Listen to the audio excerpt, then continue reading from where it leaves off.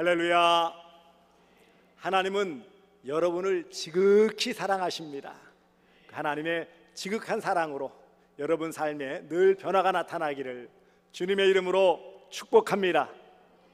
한 번씩 인용했던 내용인데요, 1993년 독일 프랑크푸르트의 캠핀스키 호텔이라는 곳에 삼성그룹의 임원들, 그러니까 이사들이죠, 삼성전자, 삼성생명, 삼성화재 뭐 이런 삼성그룹 산하의 임원들, 그 회사를 책임지고 있는 사람들 200명을 모아놓고 신경영 선언이라는 그런 의식을 행하게 되었어요. 그때에 이미 고인이 되셨지만 이건희 전 회장이 이런 유명한 말을 합니다.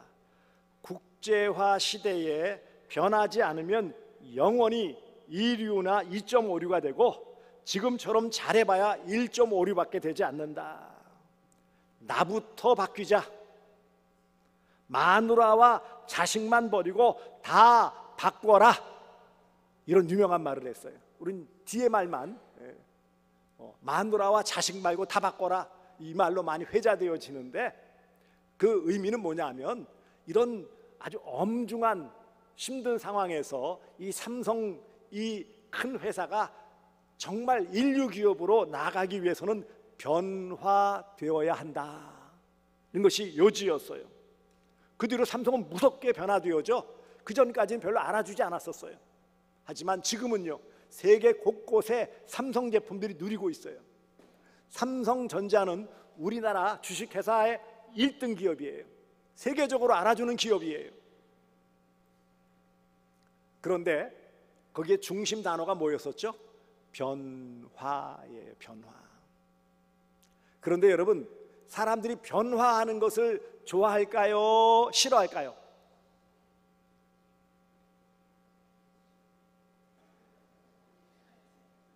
두 가지 마음이에요. 이게 이중심리라고 그러는데, 심리학적으로는 이 외적인 모습은 좀 변하고 싶어요. 나이가 들면 좀 젊어 보고 싶어가지고 변화를 줍니다. 어떻게 변화를 줄까요?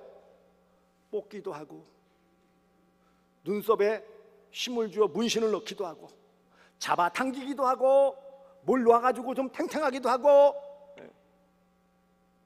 외적인 변화는 줘서 사람들에게 좀 더 잘 보이기를 원하는 외적인 변화에는 대단히 많은 힘을 기울이고, 그 다음 뭐예요? 노력을 해요. 뱃살이 나올까봐 뭐 땡기고. 요즘 여러분들은 아실지 모르겠어요, 세계적으로 제일 잘 팔리는 약이 뭔지 아십니까? 비만 치료제. 운동하는 것도 귀찮아, 약 먹으면 살이 빠진대. 최고죠. 그러니까 제일 잘 팔리는 약이에요. 들으시고 오늘 또 한번 가서 알아보는 분 계실지 모르겠네. 외적인 변화는 다 좋아하는데 문제는 보이지 않는 우리 속사람 속의 변화는 별로 원하지 않아요. 내가 불편해지는 것 원하지 않아요. 그런데 오늘 말씀을 보면 중요한 단어가 바로 변화입니다. 세 가지 단락으로 나눌 수 있어요. 첫째는 너희는 이 세대를 본받지 말아라. 이 세대는 악한 세대, 악한 세상을 말하는 거예요. 교회 밖에 악한 세상, 그런 흐름들을 본받지 말아라 라는 명령이 첫 번째예요. 그래서 어떡하라고요? 그래서 이제 오직 마음을, 속을, 보이지 않는 것을, 앞에 이 세대를 본받는다라는 것은 뭐예요? 겉으로 보이는 세상적인 이런 것들을 따라가는 것을 말하는 것이고, 마음을 새롭게 한다라는 것은 뭐예요? 속을, 보이지 않는 속을 변화시켜야 된다라는 거예요. 그러면 어떻게 되느냐? 세 번째, 그래서 하나님의 선하시고 기뻐하시고 온전하신 뜻을 잘 분별하여 변화된 삶을 살아갈 수 있다, 이 말씀이에요. 하지만 말씀드린 것처럼 새롭게 변화되는 것 쉬워요, 어려워요? 쉬워요, 어려워요? 어려워요.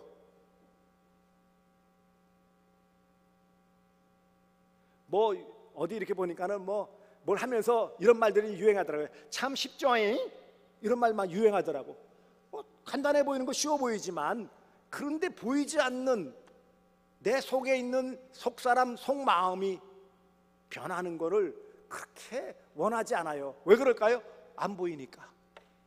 안 보이니까 겉에 보이는 거는 어떤 노력을 해서라도 좀 변화되기를 원하지만 보이지 않는 속사람은, 속은 별로 그렇게 변화되는 것에 대해서 관심을 기울이지 않아요. 그냥 이 모습, 이 모양대로 그냥 편하게 살고 싶어. 그게 사람들의 본성, 본 마음이에요. 누구나 예외 없어요. 가만히 보세요. 소위 이 세대라는 이 말은 이 세상의 여러 풍조들, 풍습들, 유행들, 흐름들을 말하는 거예요. 이 세상 흐름들, 이런 것들은 우리가 하나님 앞에서 하나님의 뜻을 분별하며 변화된 삶을 살아가는 데 있어서 대단히 큰 장애물이고 걸림돌이 되어지는 거예요. 문제는 우리 눈에 보이는 것은 그것이기 때문에 우리가 살아가고 부딪히는 것들은 이런 우리가 늘 일상적으로 접하는 세상의 풍습이나 흐름이기 때문에 그거는 잘 따라간다고요. 그러니 속사람, 속마음이 변화되어지는 것은 더딜 수밖에 없고 별로 그렇게 힘을 기울이지도 않게 되어지는 거예요. 또 한편으로는요, 여기 말씀하는 이 세대라는 말에는 아주 중요한 의미가 담겨있는데 시대정신을 말해요. 이 시대정신은 뭘까요? 한마디로 말하면요, 이기심이고 인본주의예요. 자기중심이에요. 자기중심. 나만 잘 먹고 잘 살면 되는 거예요. 말은 뭐 사회동포주의, 모든 사람 이웃사랑하지만 가만히 살펴보면 결국 뭐예요? 나만 잘 먹고 잘 살면 되는 거예요. 좀 넓히면 나와 피를 나눈 내 가족들만 잘 되면 되는 거예요. 이게 소위 말하면 시대정신이에요. 시대적인 흐름이에요. 그것을 이 세대라고 표현하는 거예요. 이 세상 다 그냥 툭 튀어나오지 않고 그냥 잘 두루두루 어울리면서 마음 편하게 살기를 원해요. 그렇지 않습니까? 안정감을 원해요. 많은 사람들에게 인정받기를 원해요. 그러면 어떻게 될까요? 뭔가 툭 튀어나오는 변화, 그는 보이면 안 되는 거예요. 어울려 살고 싶지 뭔가 돌출된 모습을 보이고 싶지는 않은 거예요. 내 변화가 다른 사람들에게 거부감을 일으키거나 또 싫어하는 모습으로 나타나기를 원치 않아요. 따져보세요. 여기 앉아 계신 분들, 많은 분들은 신앙생활 수십 년 하신, 모태부터 신앙생활 하셔서 수십 년 되신 분들이 많으십니다. 수십 년 신앙생활하고 나름대로는 이런 모습으로, 저런 삶의 모습으로 변화되었다고 느끼지만, 하지만 가만히 생각해 보세요. 내가 정말 하나님이 원하시는 만큼 변화된 삶을 살고 있나? 라고 딱 스스로에게 물어보면 자신 있게 아 그럼요, 난 정말 멋지게 변화되어 살아가고 있어요 라고 답할 수 있겠느냐고요. 한국교회 성도들, 지금 정체에서 지금 오히려 감소하고 있는 한국교회 현실에서 많은 지도자들이 공통적으로 지적하는 것은 무엇인지 아십니까? 한국교회 교인들의 윤리적인 문제예요. 그간에 하나님의 은혜, 하나님의 복, 그래서 경제적인 부분이나 여러 삶의 외적인 부분들은 상당히 많이, 교인 수도 많이 늘어나고 대단히 큰 대형 교회도 많이 늘어나고 사회적인 영향력도 많이 늘어나서 장로님들 가운데 대통령이 된 분들도 몇 분 계시고요. 문제는 그런 외적인 모습에 비해서 내적인 마음의 변화를 온전히 이루지 못해서 소위 말하면 하나님이 원하시는 삶, 세상 사람들에게 선한 영향력을 미칠 수 있는 윤리적인 이 삶의 모습을 잘 보여주지 못했다라는 거예요. 어려운 말 쓰는 게 아니에요. 한마디로 말하면 이거예요. 성도다운 삶을 살지 못했다는 거예요. 왜요? 변화되는 것이 별로 마음에 와닿지 않았기 때문에. 복 받는 것은 좋고 외적인 내 경제적인 그런 부유함이 되어지고 또 내가 더 많이 알게 되어지고 더 많이 활동하게 되어지고, 그럼 외적인 모습에서의 그런 나아지는 모습은 다 원하고 어느 정도 많이 이루었어요. 그런 속도에 비해서 내 속사람 성도들의 그런 공동체적인 그런 윤리의식, 세상을 향한 선한 영향력을 미칠 만한 그런 모습들은 부족했다라는 것이죠. 오늘 로마서 12장 말씀은 로마서 1장에서 11장까지 사도 바울은 교리적인 면에서 하나님의 은혜로 믿음으로써 의롭다함 곧 구원을 받았다라는 아주 중요한 교리들을 거듭거듭 말씀하세요. 1장부터 11장까지 무려 이런 11장을 긴 말씀을 하나님의 은혜로 믿음으로 구원받았다, 이것을 거듭거듭 강조하고 있어요. 교리적인 내용이죠. 이어서 그러므로 이런 우리가 하나님의 은혜로 믿음으로 구원받았으니까 그러므로 거기에 따르는 구체적인 삶의 모습이 있어야 된다라는 윤리적인 교훈을 주고 있는 것이 12장부터 15장까지의 말씀입니다.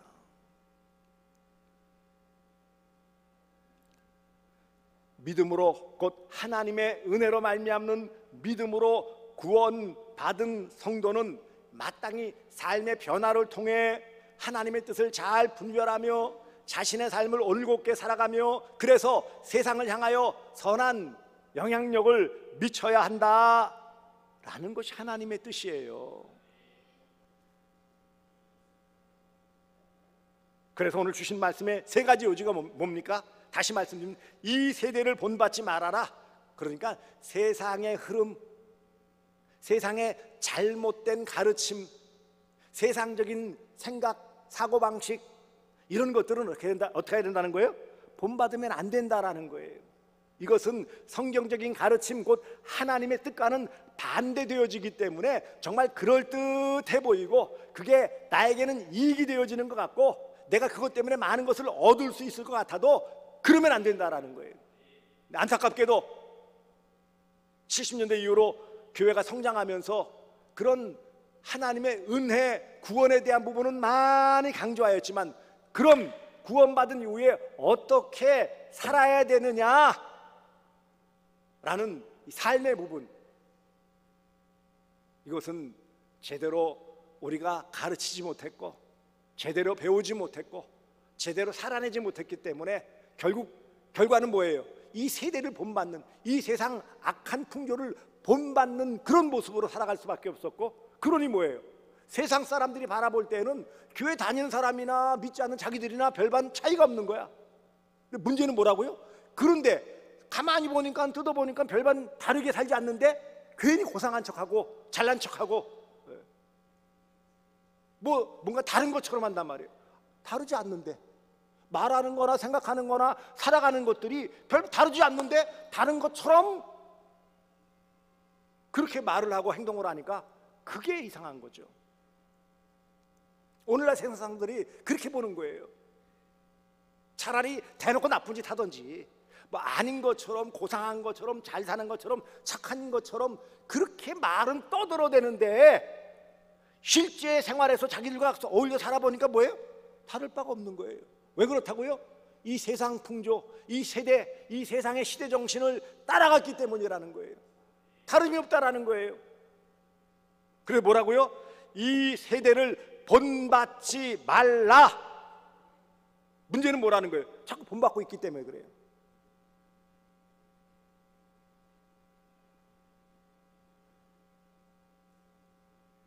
참 어렵죠 이게요. 군대에 있을 때 이 선임이 되어지면은 70년대, 80년대는 그 전에는 60년대, 70년대, 80년대는 대단히 괴롭힘이 많았어요. 막 군대 문화가 그냥 막 폭력 문화였었어요. 저도 그렇고 이 동기도 그렇고 야 우리는 고참이 되면 제발 쫄따구들 괴롭히지 말자. 딱 그랬었어요. 야 우리가 너무 힘들어가지고 한밤에 불러내가지고 화장실 뒤에서 막 야전삽으로 막 엉덩이 패고 막 그러니까는 야 우리는 이러지 말자. 근데 있죠. 그 자리에 올라가니까 어떻게 되는지 아세요? 나도 모르게 요즘 젊은 거지 아니고 요즘 쫄따구들은 영 버릇이 없어. 어떡할까야? 집합. 그래가지고 가가지고 뭐예요? 들고서 이놈의 새끼들 말이야 하면서 때리고 있는 모습이에요. 이러고 있어요. 안 그래야지, 본받지 말아야지, 절대 우리는 안 해야지 하는데 뭐예요? 그 자리에 가니까 뭐예요? 그러고 있어. 아니 어떻게 보면 더해. 우리가 하나님의 자녀이니까 남다르게 살아야 됩니다. 그러면서 뭐예요? 실제로 우리가 접하는 세상 가운데 살아가면서 세상 믿지 않는 사람들과 그렇게 큰 차이 없는 생각하는 거나 말하는 거나 행동하는 거나 별로 차이가 없는 거예요. 그러니 뭐예요? 믿지 않는 사람들이 볼 때는 우습지도 않죠. 그러니까 분명하게 말씀하십니다. 이 세상 풍조를 따르지 말아라. 그게 첫 번째 중요한 일이에요. 이 간접적인 명령 같은데 어찌 보면 대단히 중요한 출발점이에요. 이게 안 되면 나머지도 안 돼요. 뭘 어떻게 새롭게 된다고요? 일단 본받지 말아야 돼요. 두 번째는요, 여기 오직 마음을 새롭게 함으로. 그러니까는 이 세대를 본받지 않는다라는 것은 겉껍데기 본받지 않는 것을 말하는가 동시에 뭐예요? 그 안에 담겨져 있는 시대 정신이라고 그랬죠. 이 세속주의, 인본주의, 이런 세상 사람들이 즐겨하고 그 삶을 지탱해 나가는 그런 정신들, 사고방식들을 따라가지 말라는 거예요. 그러니까 뭐예요? 그걸 안 따라가기 위해서는 어떻게 해야 돼요? 적극적으로 마음을 새롭게 해야 돼요. 마음을 고쳐 먹어야 되는 거예요. 그래서 오직 딱 하나예요. 다른 길은 없어요. 오직 마음을 새롭게 함으로. 그래, 새롭게 하다. 오직 마음을 새롭게 한다라는 것이 뭘까요? 이게요, 참 어려운 말 같은데 이것은요, 마음은 뭐예요? 생각이나 뜻을 말하는 거예요. 내적인 방향, 이해력을 말하는 거예요.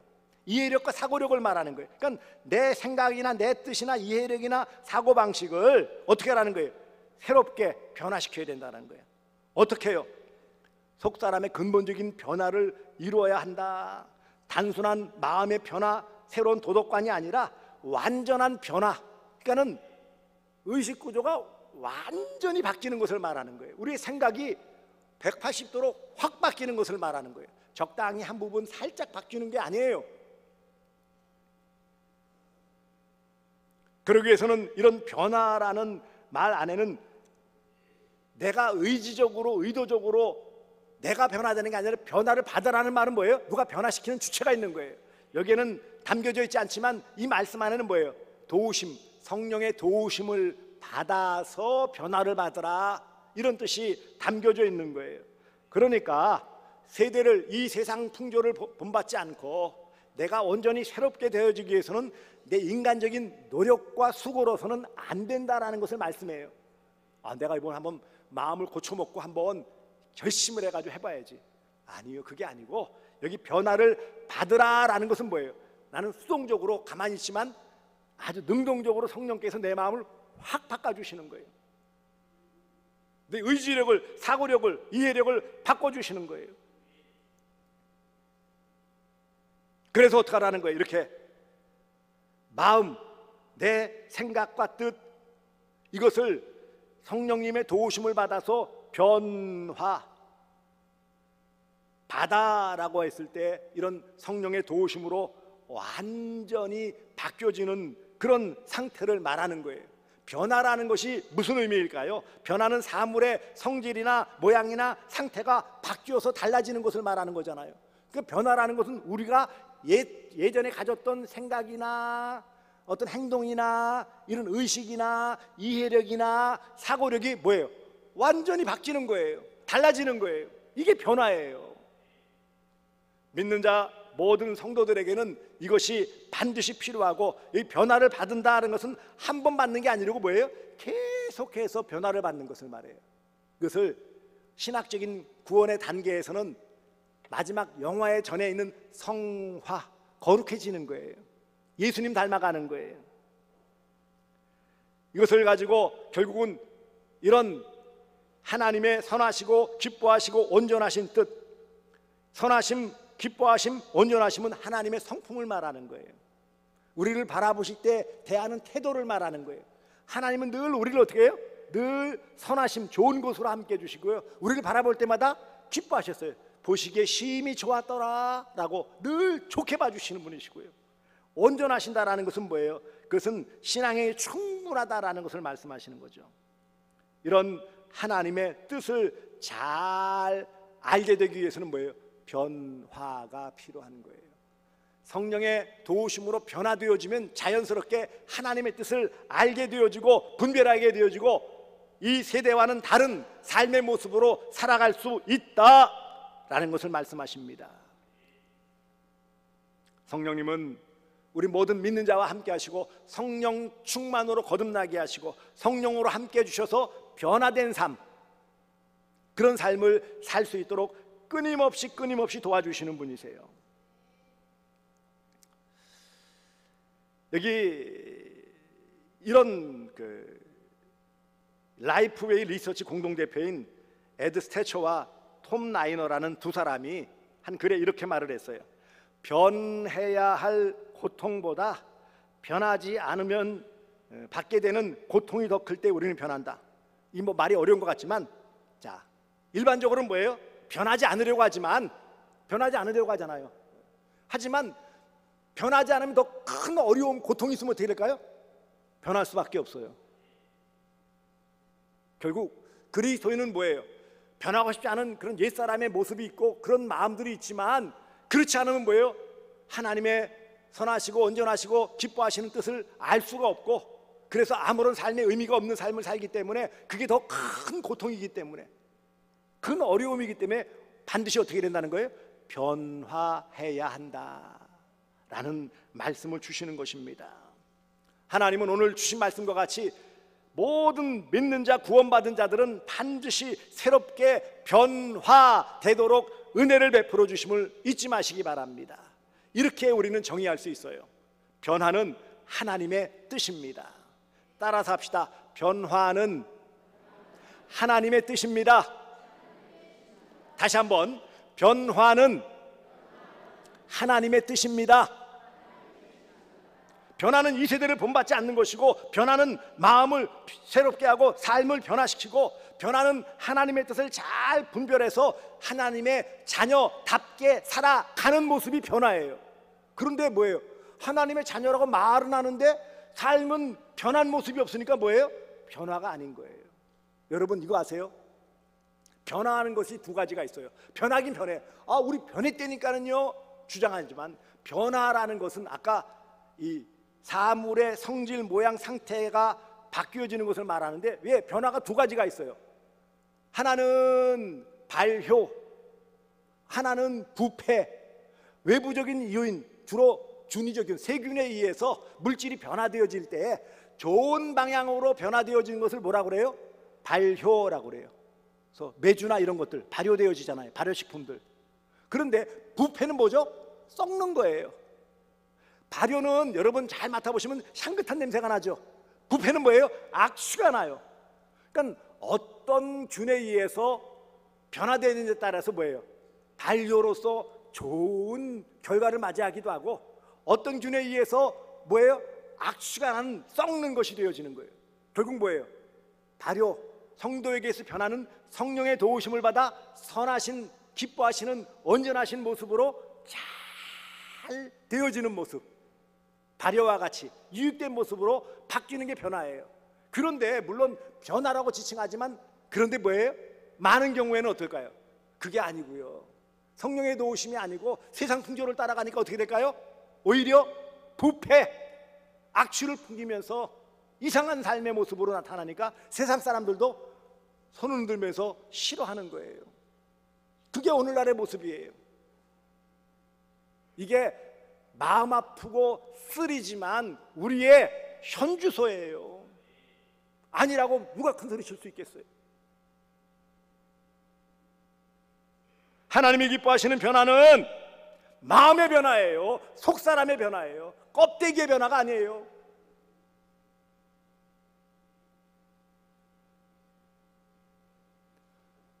사울이었던 바울이 변화된 모습이 뭘까요?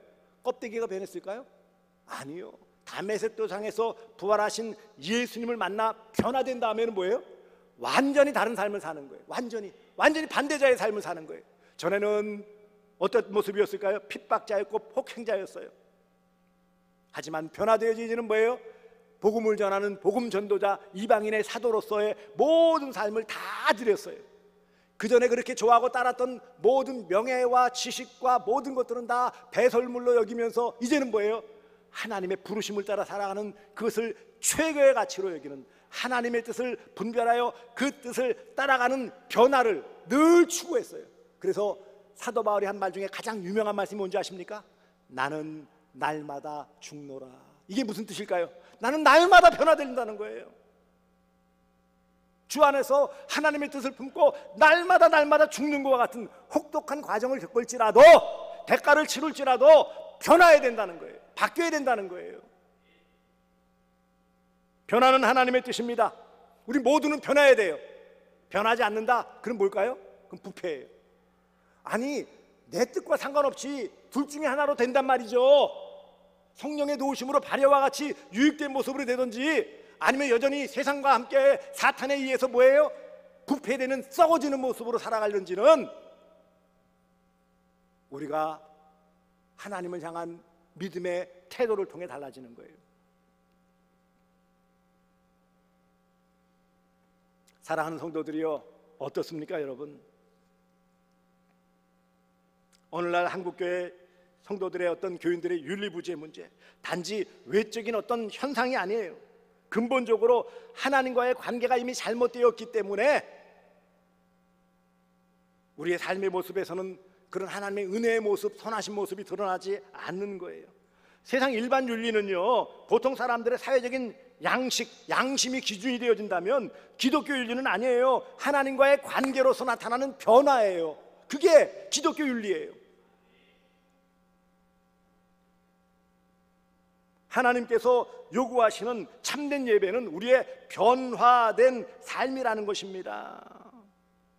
그러니 이것을 삶을 통해 어떻게 하라는 거예요? 무엇인지 분별하도록 하라. 이 말은 뭐냐면 입증하라는 뜻이에요. 원래 분별하라는 뜻의 원래 헬라어 단어는, 그리스어 단어는 입증하라, 증명하라, 인정하라 이런 말이에요. 결국은 이 말의 뜻을 오늘 우리가 이해하는 방향으로 한다면 세상 사람들 따라가는 그 식으로, 그런 방식으로 살아서는 안 된다. 본받고 흉내내서는 안 된다. 우리는 성령의 도우심을 받아 우리 속사람이 온전히 변화되어짐을 통하여 하나님의 앞에서 선하시고 기뻐하시고 온전하신 뜻을 가지고 우리가 성도다움을 세상에 증명하며 인정받아야 된다. 이 말씀이 로마서 12장 2절의 말씀이에요.